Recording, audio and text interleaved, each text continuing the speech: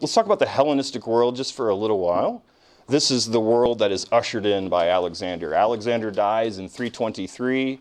The Hellenistic era begins. And there's a lot of mystery surrounding his death, which is very interesting. There's a lot of interesting things about Alexander the Great. If you want to read just about an interesting personality on your own, it's great to start with Alexander, because later Hellenistic kings and Roman leaders almost worship Alexander. He's the go-to ancient emperor that everyone idolizes.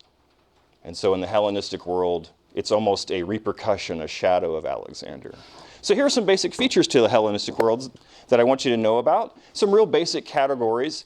Hellenistic world, remember with the Greeks, they're anti-monarchical. They don't want anything to do with an actual king. They want either a council of elders or some form of democracy. But the Hellenistic world ushers in, brings back the monarchy. So now we have kings calling the shots. And with powerful kings, the kings control the wealth and the money. And the major part of your population at this point are very poor. They're actually similar to what we had in the Middle Ages with serfs. Serfs were tied to the land. They were like servants, kind of like slaves, but not really. They were tied to a plot and had to farm that land, and their children would do the same. And they were managed by a lord. And this feudalistic model really starts to take off during the Hellenistic world, so much earlier than the medieval period. So it's a basic return to monarchy. Something you might want to talk about with that is how kings were creating great works of art and architecture. They were funding it. They weren't creating it themselves. They were paying for the artists to come to their court. And so the Hellenistic era is often known as the Renaissance of the ancient world. You actually have an ancient Baroque period, which mirrors the AD Baroque period. If anybody knows about art history, you get great embellished works of architecture at this time. And the thing with architecture and art, unless you're just talking about paintings and drawings and comic books, you have to have major funding to really create wide-scale, beautiful architecture and fountains. So you have to have that money centralized. So it's really the monarchy that allows these major funds to be turned toward focused endeavors. So it's the monarchy that's able to spend large amounts of money on art, whereas a city-state, maybe they wouldn't focus on it so much. They're not trying to build up their own personal grandeur, unlike a monarchy, right? They're trying to build their own glory and prestige and image. The Hellenistic world is an era of scientific discovery. You have Euclid's sacred geometry, so big advances in geometry and mathematics. So if you're a mathematician at all, you're actually going to be learning about Euclid even these days. Archimedes would later be known as a sorcerer. He was not, he was an engineer. Some people talk about some of his inventions like the Archimedean screw.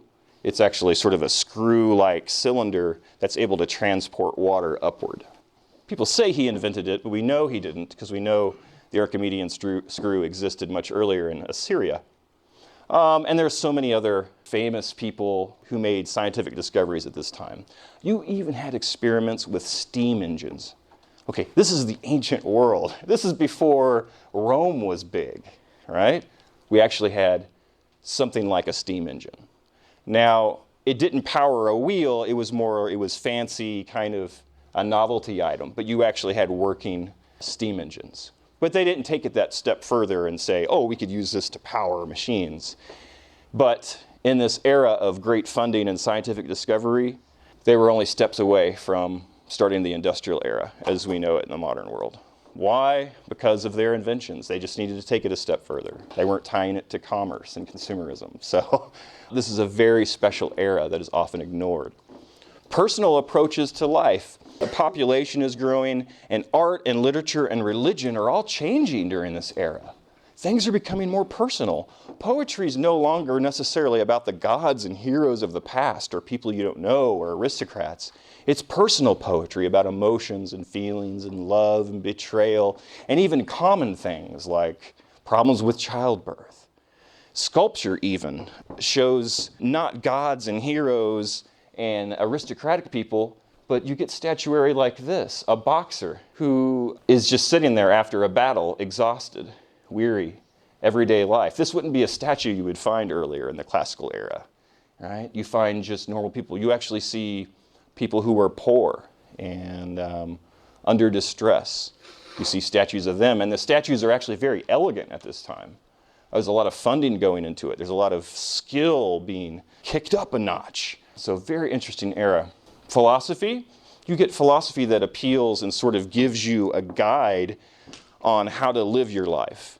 They're not deep metaphysical philosophies that teach you how the world was created or how molecules work or how the weather and the gods are tied together. No, this is stuff like Epicureanism that tells you that God is distant, and so you should really just learn to have pleasure in life without overdoing it. There are certain ideals that come with it. It's a personal approach. Stoicism.